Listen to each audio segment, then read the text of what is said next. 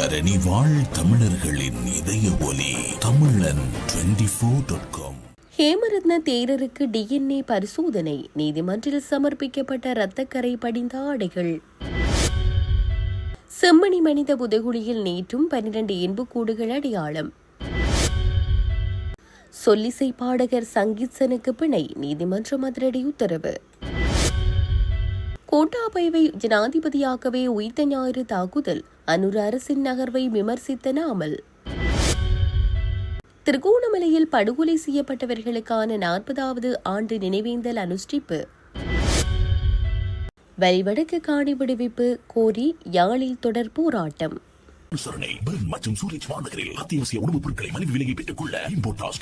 தொடர்பென விரிவான செய்திகள்.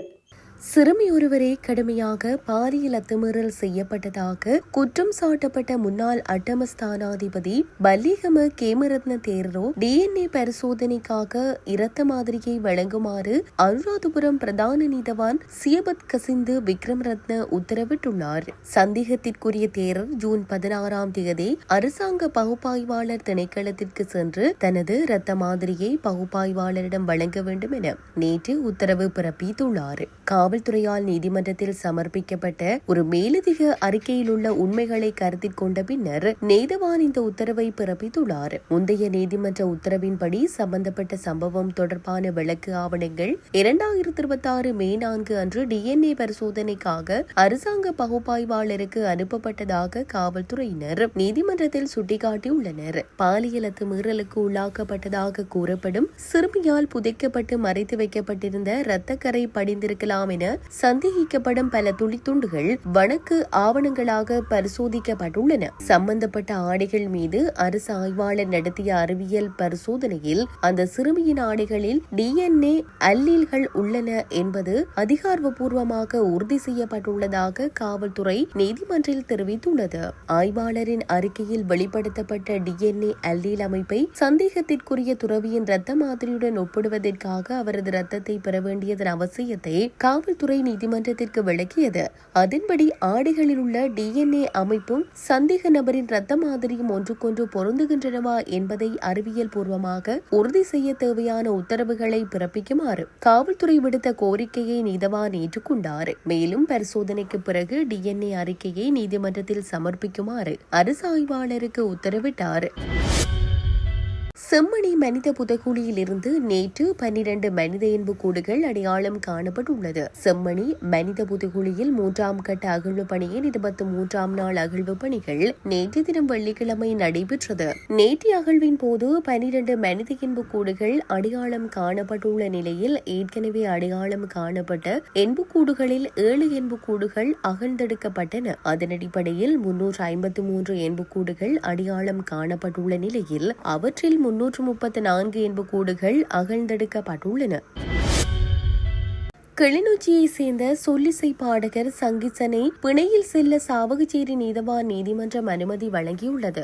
சாவகச்சேரி நாவற்குழி பகுதியில் உள்ள ஆலயத்தில் இடம்பெற்ற இசை நிகழ்வில் பாடலை பாடி அந்த பாடலுக்கு தனது இசை சேர்க்கையில் உருவான சொல்லிசை பாடலை இணைத்து சமூக ஊடகங்களில் சொல்லிசை கலைஞன் பகிர்ந்திருந்தார். அது தொடர்பில் விசாரணைகளை மேற்கொண்ட காவல்துறையினர் கடந்த 2ஆம் தேதி இளைஞனை கைது செய்து விசாரணைகளின் பின் மறுநாள் 3ஆம் தேதி பயங்கர தடுப்பு சட்டத்தின் கீழ் சாவகச்சேரி நீதவான் நீதிமன்றில் முற்படுத்தியதை அடுத்து இளைஞனை எதிர்வரும் 17ஆம் தேதி வரையில் விளக்கமறியலில் வைக்குமாறு மன்று உத்தரவிட்டிருந்தது.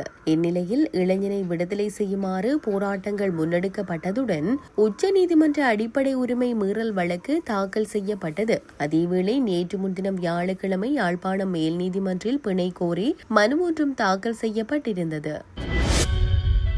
அரசின் மீதான மக்களின் நம்பிக்கை முற்றிலும் இழக்கப்பட்டு அவநம்பிக்கையே மேலோங்கியுள்ளதென ஸ்ரீலங்கா பொதுஜன பெரமுனவின் நாடாளுமன்ற உறுப்பினர் நாமல் ராஜபக்ச குற்றம் சுமத்தியுள்ளார். நேற்று முன்தினம் நடைபெற்ற மக்கள் சந்திப்பொன்றில் கலந்து கொண்டு உரையாற்றிய போதே அவர் இவ்வாறு குறிப்பிட்டுள்ளார்.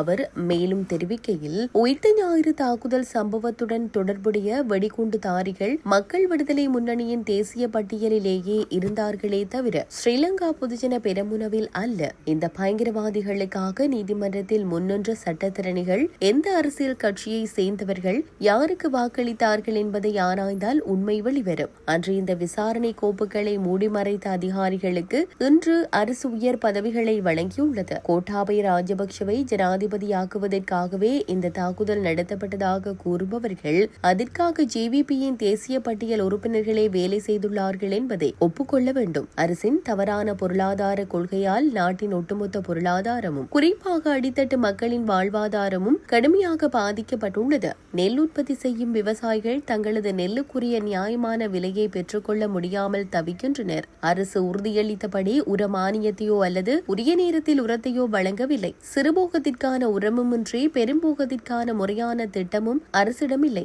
வங்கிக் கடன்களை பெற்று நெல் கொள்வனவு செய்த சிறிது மற்றும் நடுத்தர அரிசி ஆலை உரிமையாளர்கள் தங்களது அரிசியை விற்க முடியாமல் ஆலைகளை மூடும் நிலைக்கு தள்ளப்பட்டுள்ளனர். பட்டதாரிகளுக்கு வேலைவாய்ப்பு வழங்குவதாக கூறி ஆட்சிக்கு வந்த அரசு இன்று அவர்களுக்கு தனியார் துறையிலாவது ஒரு சாதாரண வேலைவாய்ப்பை பெற்றுக் கொடுக்க முடியாத நிலைக்கு தள்ளப்பட்டுள்ளது. புதிய வேலைவாய்ப்புகளை உருவாக்குவது ஒரு புறம் இருக்க, நாட்டில் இயங்கி வரும் தொழிற்சாலைகளும் நாளாந்தம் மூடப்பட்டு வருகின்றன. இதன் காரணமாக முதலீட்டாளர்கள் இலங்கையை விட்டு வெளியேறி வருவதுடன் வேலையின்மை விகிதம் நாளுக்கு நாள் அதிகரித்து செல்கின்றது. தற்போது இருக்கும் வேலைகளையாவது பாதுகாத்துக் கொள்ள முடியாத பலவீனமான நிலையிலேயே இந்த அரசு உள்ளதென தெரிவித்தார். திருகோணமலை வெறிகல் படுகொலையின் 40வது ஆண்டு நினைவேந்தல் நிகழ்வு வெறிகல் பூநகர் தாந்தோன்றீஸ்வரர் ஆலய வளாகத்தில் நேற்று உணர்வுபூர்வமாக அனுஷ்டிக்கப்பட்டுள்ளது. பாதிக்கப்பட்டவர்களின் குடும்பத்தினரால் கூட்டுவாக ஏற்பாடு செய்யப்பட்டிருந்த இந்நிகழ்வில் உயிரிழந்தவர்களின் ஆத்மசாந்தி வேண்டி சிறப்பு பூஜை வழிபாடுகளும் 1 நிமிட மௌன பிரார்த்தனையும் நடைபெற்றுள்ளது. இதனைத் தொடர்ந்து உயிரிழந்தவர்களின் திருவுருவ படங்களுக்கு மலர் தூவி அஞ்சலி செலுத்தப்பட்டுள்ளது. கடந்த 1986 ஆண்டு ஜூன் மாதம் 12ஆம் தேதி வெறிகல் ஈச்சலம்பற்று அகதி முகாமில் தஞ்சமடைந்திருந்த மக்களுக்காக அத்தியாவசிய உணவுப் பொருட்களை ஏற்றி வரும் வழியில் அரசு அதிகாரிகள் 3 உட்பட 21 பொதுமக்கள் சீர்வில மகிந்தபுர பகுதியில் வைத்து ஆயுததாரிகளால் படுகொலை செய்யப்பட்டுள்ளனர். இந்த கொடூர சம்பவம் இடம்பெற்று நேற்றுடன் 40 ஆண்டுகள் நிறைவடையும் நிலையில் இந்த நினைவேந்தல் நிகழ்வு ஏற்பாடு செய்யப்பட்டிருந்ததாக தெரிவிக்கப்பட்டுள்ளது. யாழ்ப்பாணம் வெலிகாமம் வடக்கு பகுதியில் உயர் பாதுகாப்பு வலயமாக உள்ள தமது காணிகளை விடுவிக்க கோரி காணி உரிமையாளர்கள் போராட்டம் ஒன்றை முன்னெடுத்தனர். ராணுவத்தினரின் கொமாண்டோ பங்களா முன்பாக நேற்று அமைதி வழியில் போராட்டம் ஒன்று இடம்பெற்றுள்ளது. வலிவடக்கு பலாலியை சேர்ந்த மக்கள் கடந்த 1990ஆம் ஆண்டு ஜூன் மாத காலப்பகுதியில் அவர்களது சொந்த இடங்களில் இருந்து வெளியேற்றப்பட்ட பின்னர் அப்பகுதி உயர் பாதுகாப்பு வலயமாக காணப்படுகிறது. யுத்தம் முடிவடைந்து 17 வருடங்கள் கடந்த நிலையில் அப்பகுதிகளில் இருந்து பாதுகாப்பு தரப்பினர் வெளியேறாத நிலையில் அவை உயர் பாதுகாப்பு வலயமாகவே காணப்படுகிறது. இந்த நிலையில் தமது 650 ஏக்கர் வரையிலான காணிகளை விடுவிக்குமாறு பல வருடங்களாக காணி உரிமையாளர்கள் போராடி வரும் நிலையில் காணிகள் விடுவிக்கப்படாத நிலையில் காணிகளை விடுவிக்குமாறு ஒவ்வொரு வெள்ளிக்கிழமைகளிலும் போராட்டங்களை முன்னெடுப்பதாக காணி உரிமையாளர்கள் முடிவெடுத்திருந்த நிலையில் நேற்றும் போராட்டத்தை முன்னெடுத்தனர்.